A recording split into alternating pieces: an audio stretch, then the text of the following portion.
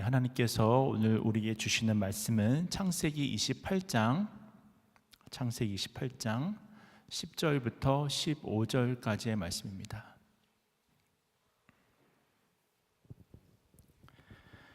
창세기 28장 10절부터 15절까지에 있는 말씀, 우리 다 함께 한 목소리로 봉독하겠습니다.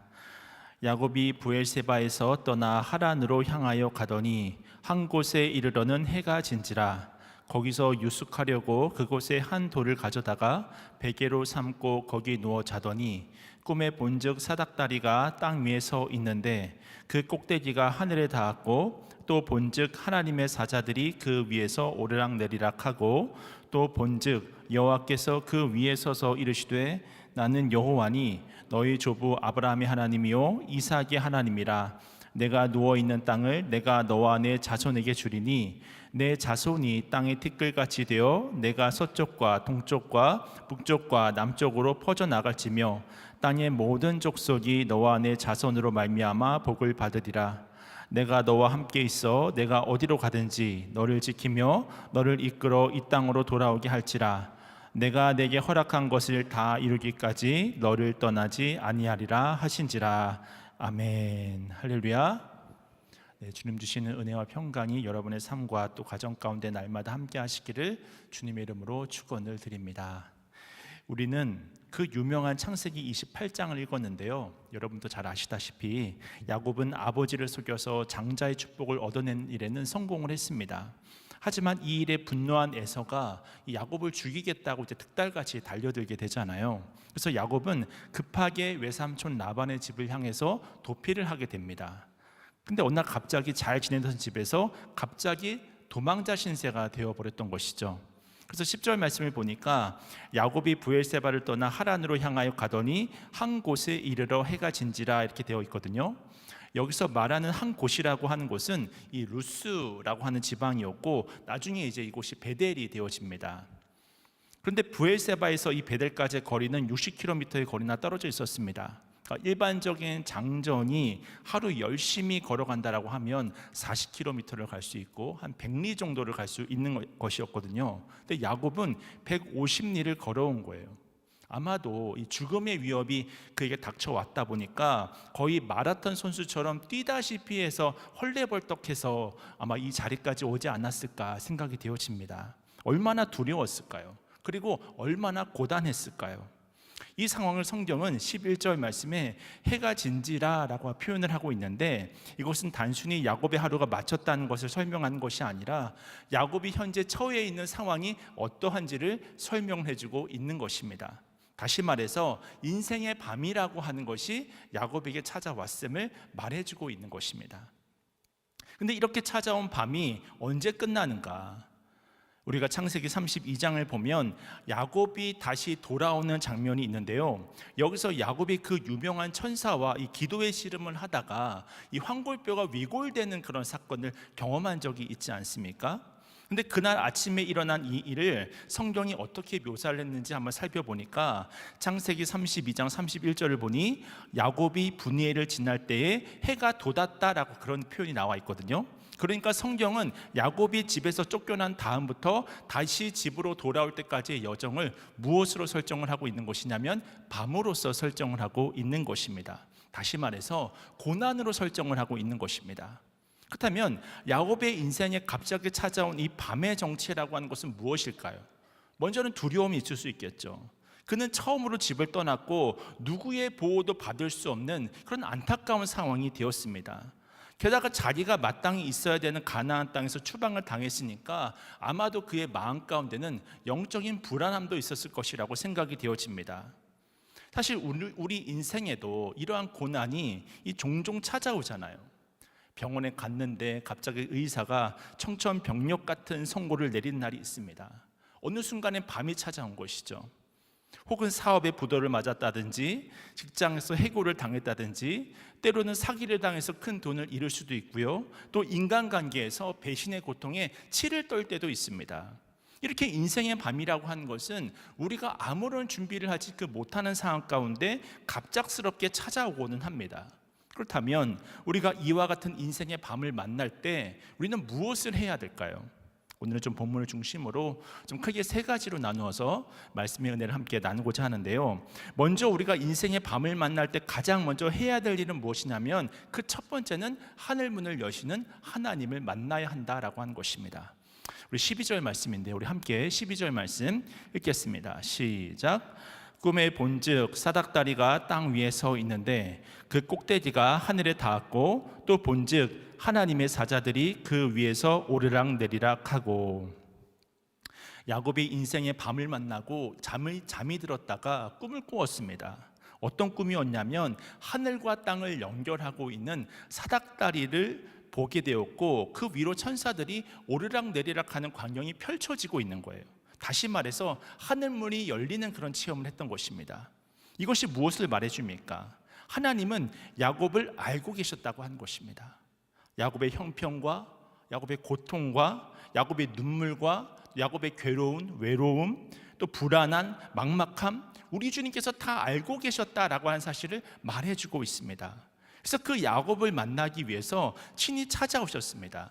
이렇게 야곱은 자신이 버려진 존재라고 생각하는 그 순간에 하늘문을 여시고 사닥다리를 통해서 천사가 오르락 내리락 하는 그 광경을 보면서 하나님의 현존을 체험했던 것입니다. 이것이 얼마나 놀라운 광경이었을까요? 사실 이 창세기는 모세가 썼잖아요. 이 모세가 언제 이 창세기를 기록했을까?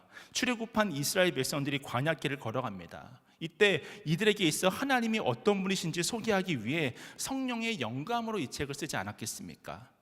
분명 이들이 애굽에서 탈출하긴 했지만 광야길이 시작되었고 물도 없고요, 양식도 없고요, 자신을 보호할 그 아무런 것도 존재하지 않았습니다. 그래서 이들은 막막했고 불안했을 것입니다. 이때 모세는 오래전 야곱에 관한 설교를 하고 있는 것이죠.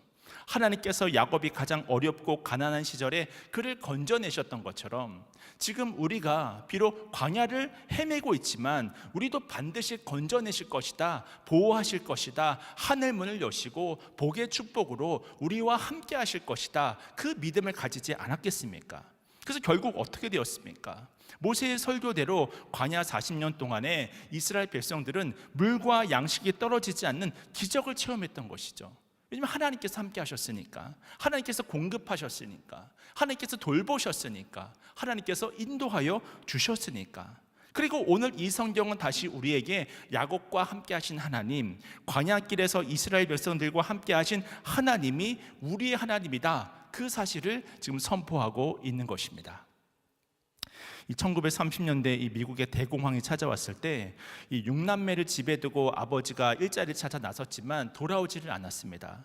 그 당시 14살이었던 이 소녀는 아버지를 기다리고 기도하면서 겨울을 맞이하게 됩니다. 그런데 눈 위에 고양이 발자국이 있었고 그가 아빠를 위해서 기도하던 중에 갑자기 영감이 떠올랐던 거예요. 그때 쓴 시가 바로 그 유명한 이 모래 위의 발자국이라고 하는 시인데 여러분 아마 잘 아시는 시라고 생각이 되어집니다. 제가 그 시를 그대로 좀 읽어드리면요.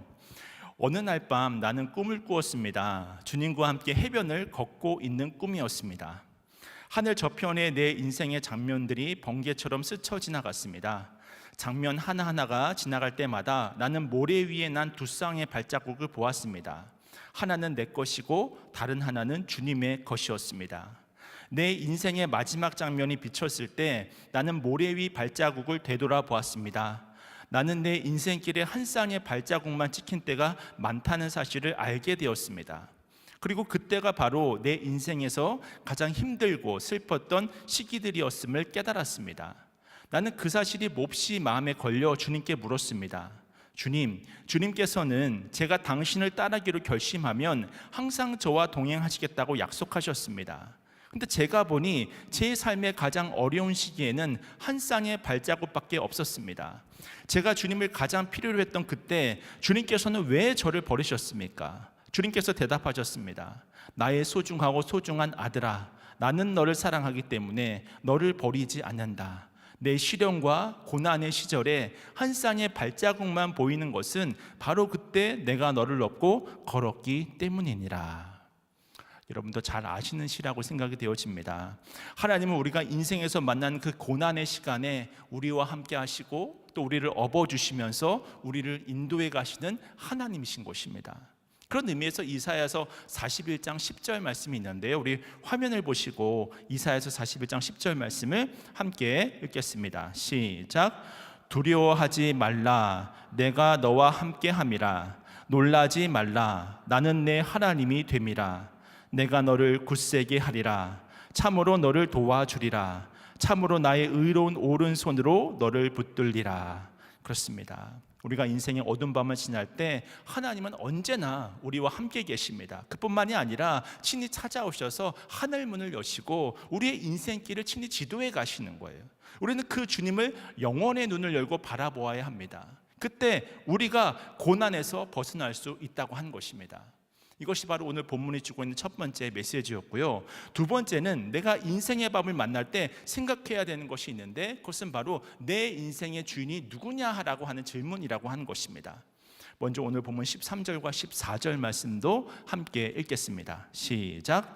또 본즉 여호와께서 그 위에 서서 이르시되 나는 여호와니 너의 조부 아브라함의 하나님이요 이삭의 하나님이라. 내가 누워 있는 땅을 내가 너와 내 자손에게 주리니 내 자손이 땅의 티끌같이 되어 내가 서쪽과 동쪽과 북쪽과 남쪽으로 퍼져나갈지며 땅의 모든 족속이 너와 내 자손으로 말미암아 복을 받으리라. 이 말씀을 보면 하나님께서 야곱에게 이 세 가지 약속을 하는 것을 우리가 확인을 해볼 수가 있습니다.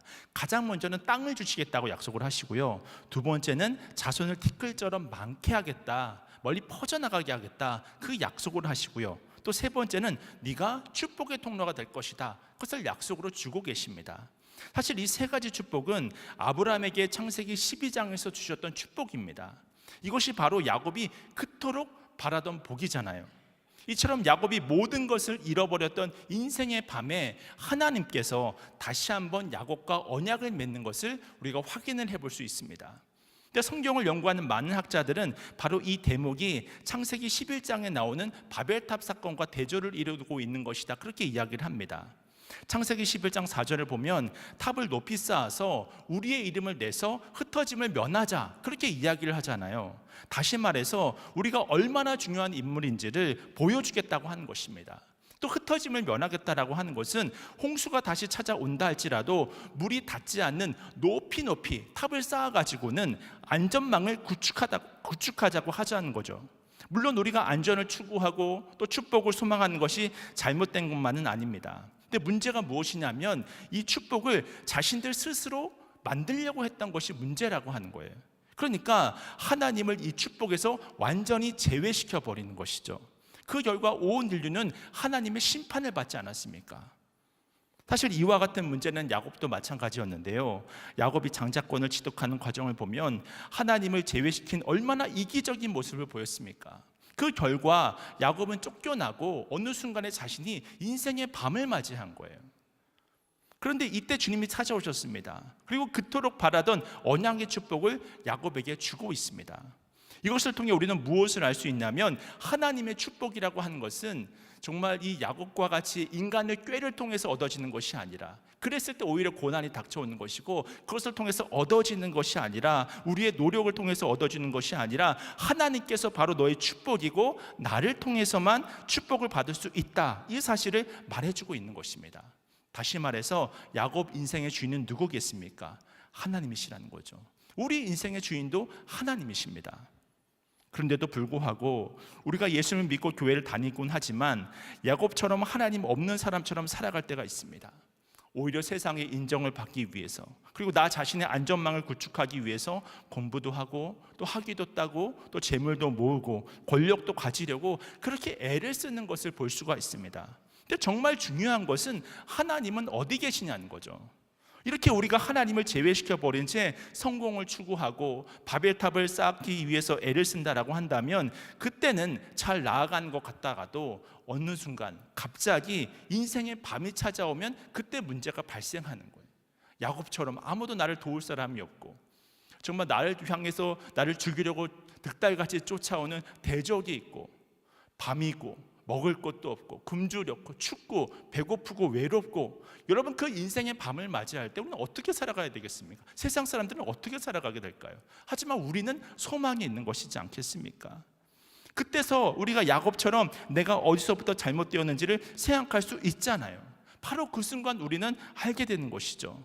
하나님은 우리를 찾아오시고 우리에게 질문하시는 분이시라고 하는 것입니다. 그것은 바로 너의 인생의 주인이 누구냐, 너의 인생에서 나는 어떤 의미를 가지고 있느냐. 오늘 이 시간 예수님을 주인으로 모시고 주님만을 온전히 따라가실 수 있기를 축원을 드립니다. 그것이 사실 여러분만의 고백이 되어서는 안 되고 여러분의 자녀들의 고백도 같이 동일하게 고백이 되어져야 되는 거예요. 가시밭길을 가는 것처럼 보일 때 혹시 내 마음이 쓰리다라고 한다면, 그 길이 하나님의 길이라고 한다면 축복할 수 있어야 되는데, 우리는 늘 세상의 관점에서 늘 흔들릴 때가 있다고 하는 것입니다.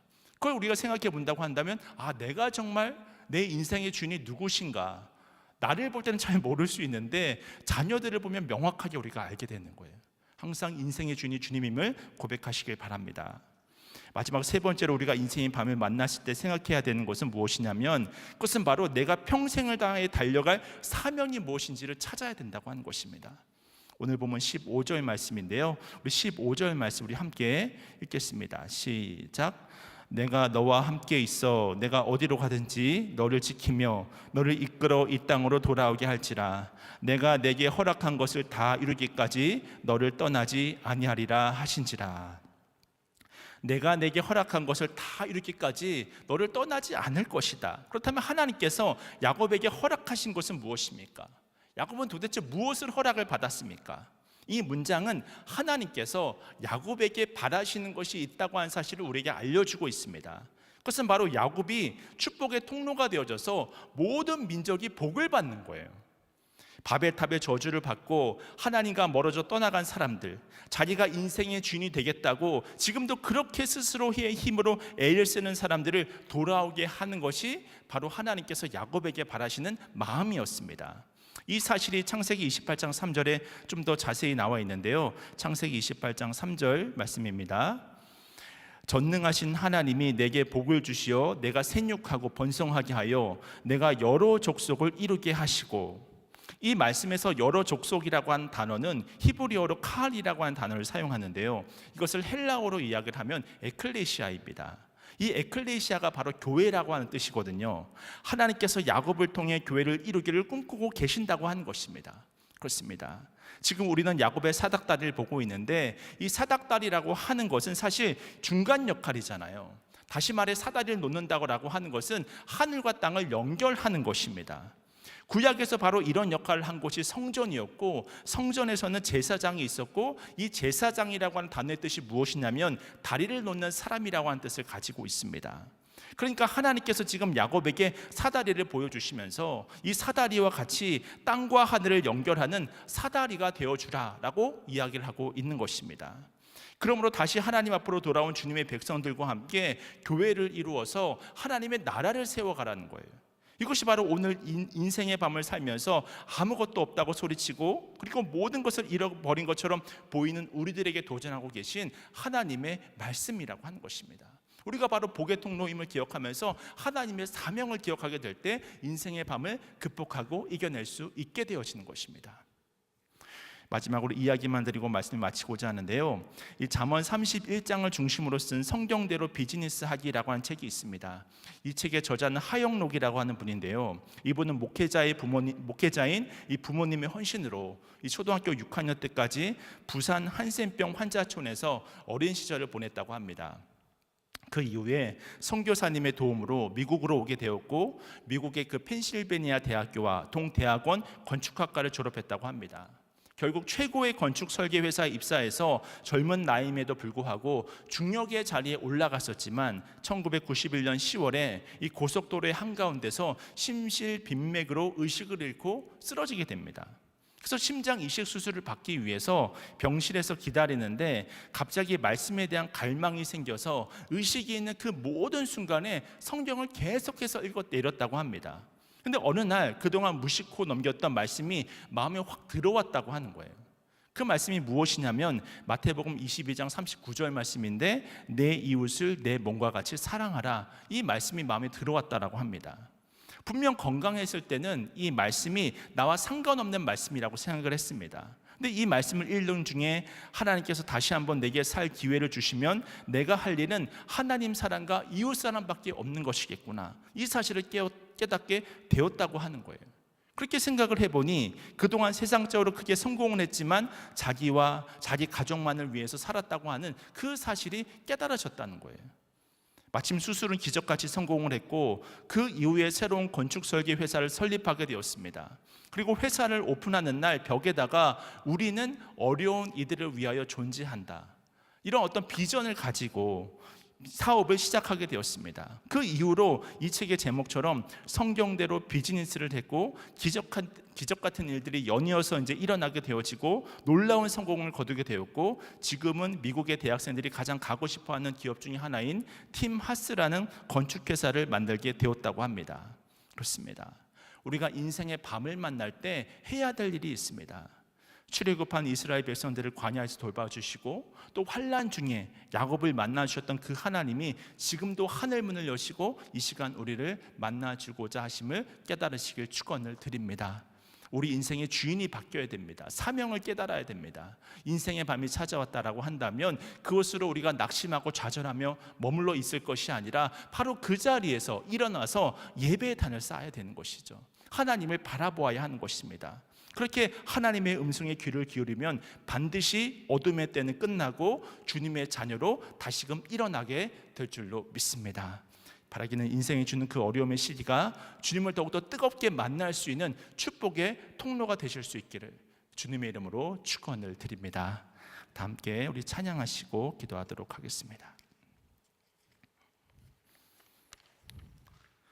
누구나 인생의 밤을 만날 수 있습니다. 하지만 그 밤이라고 하는 것이 밤으로 끝나지 않고 또 연단과 또 고난을 통해서 다시금 하나님을 만날 수 있다면 그것은 바로 축복의 통로가 될 수 있는 것입니다.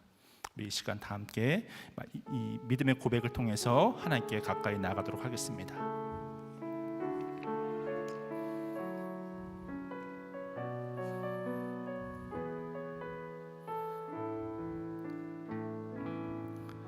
내게 허락하신 시련을 통해 나의 믿음 더욱 강하게 자라나고 험한 삶과 골짜기 지나는 동안 주께 더 가까이 나를 이끄시네. 내가 겪는 시험이 어렵고 힘겨워도 내 주님보다 크지 않네. 내 앞에 하나가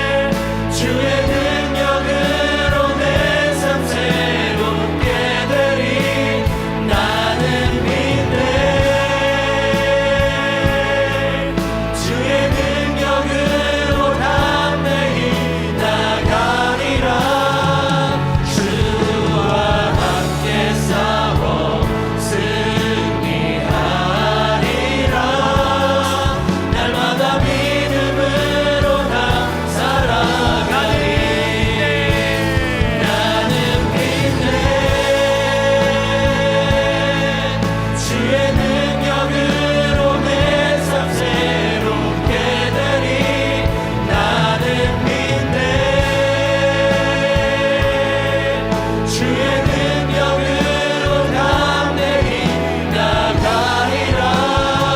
주와 함께 싸워 승리하리라. 날마다 믿음으로 나 살아가리. 이 시간 다 함께 믿음으로 함께 눈을 감고 기도하도록 할 텐데요.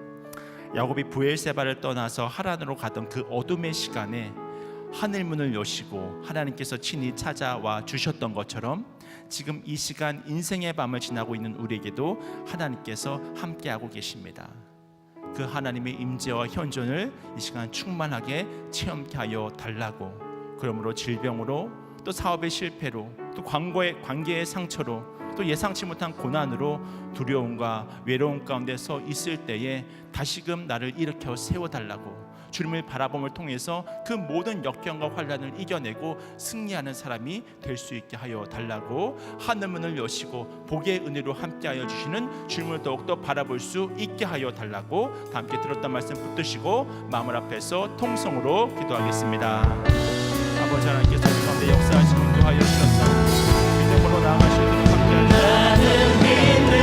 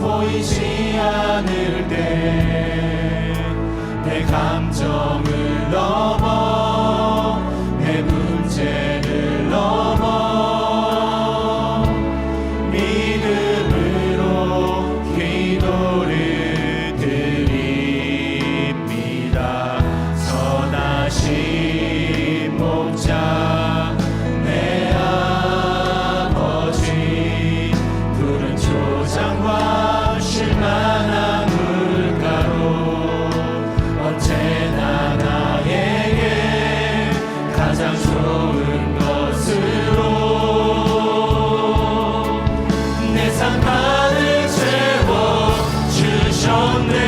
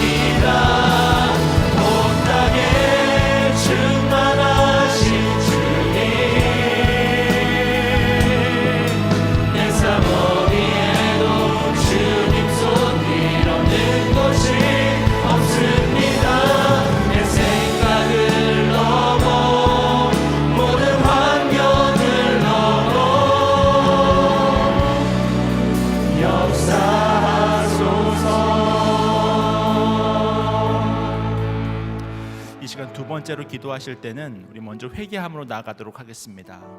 혹시 여러분 안에 내 안에 세상의 성공과 안전을 추구하면서 하나님을 제외시킨 모습은 없는지, 야곱과 같이 거룩한 것을 추구한다고는 하지만 정말 속된 모습으로 인간적인 방법으로 잘못된 그런 행동을 한 것은 없는지 이 시간 함께 돌아보시길 바라고요. 이렇게 내 인생의 주인을 주님으로 모시며 이제는 나와 내 가족만을 위한 삶이 아니라 어려운 이웃을 섬기고 또 하나님 나라를 세워가는 삶이 될 수 있게 하여 달라고 다 함께 주여 한번 부르시고 통성으로 기도하신 후에 자유롭게 기도하고 돌아가도록 하겠습니다. 주여 한번 부르고 통성으로 기도합니다.